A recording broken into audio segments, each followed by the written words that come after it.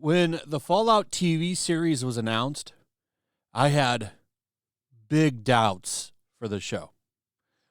I mean, how can you have any kind of high expectation for this kind of stuff anymore?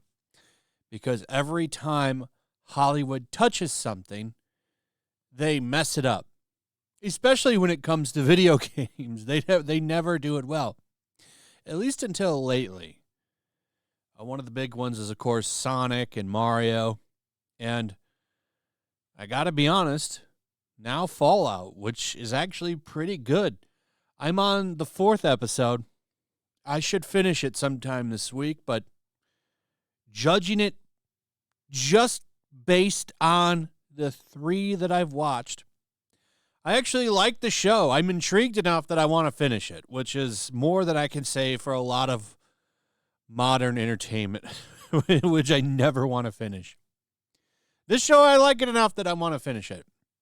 I forget his name, but the ghoul character, I really like. This guy in the picture, I want to see where it goes. They actually give him a pretty compelling backstory so far.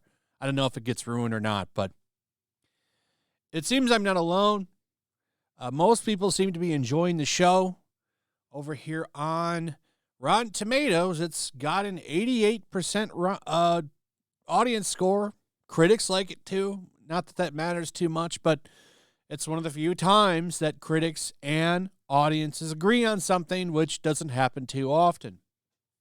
However, there's a real question that a lot of people want to know. Well, no, not a lot of people. A lot of people on Twitter want to know.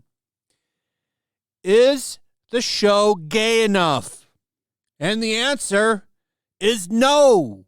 It is not, because it's never enough. Apparently, because the show stars a woman, well, at least she's one of the main characters, the show needs to have her be a lesbian. Pride, I think this guy Jonathan Nolan, yeah, he's like the showrunner. I think he runs it with his wife. These guys ambushed him and wanted to ask him. They wagged their finger. Why isn't she gay? And they got this quote from him, which I'll go over in a second. And they say the answer is yes and no. Textual queerness is only fleetingly on screen, and none of the main characters, at least so far, have explored a queer romance. However, this question has been in the minds of Nolan and Wagner. So they get this quote from him saying, oh, yeah, you could romance whoever as a man and a woman in the games sometimes.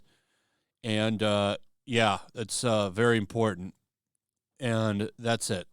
He basically tells them to go away. But this is a real thing. There's a whole article to this. This is I'm kind of surprised that the pushback isn't harder. But you do see people kind of having some meltdowns over it, like this person over on X who locked their replies. Just want to point that out.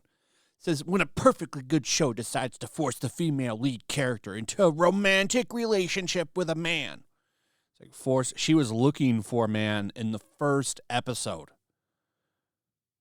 She was looking for a husband.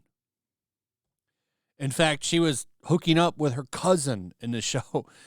And, they're in a small vault. The population isn't that big. But she's like, I can't marry you because you're my cousin. So she hooks up with some guy from Vault 32.